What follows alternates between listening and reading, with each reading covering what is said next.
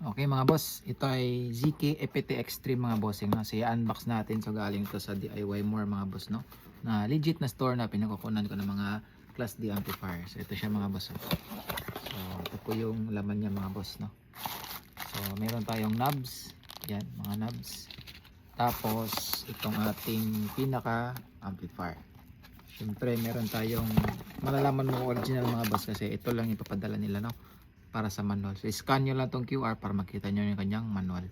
So yan po mga boss ay DIY More na store, no? So meron po tayong link dyan sa baba, yellow basket niya mga boss. So ito yung pinaka main amplifier natin mga boss, no? Which is CK EPTX. Yan. So WOSI audio po yan mga boss, no? Tingnan nyo mga boss, oh. EPTX3 yan mga boss, ha. So meron din isang version nito mga boss na yung kanyang mga potentiometer knob is nakaiwalay. So meron na siyang mga wire, no?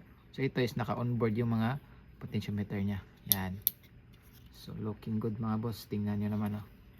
So, meron yan nakalagay dyan mga boss. CK EPTX3 by WOSI Audio.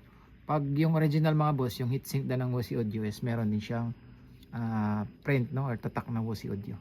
So yan po yung indicator mga boss na original yung amplifier nyo. Tapos dito sa capacitor niya kulay yellow. Yan. Sa mga inductor din mga boss, oh, kikita din natin na ito yung original ng WOSI Audio. Yan. Tingnan nyo yung kanyang Bluetooth receiver mga boss. Ang ganda, no? Di basta-basta ang Bluetooth receiver din to. Meron na itong kasamang application mga boss. So i-download nyo lang yung WOSI Audio sa Play Store para magamit nyo yung kanyang application.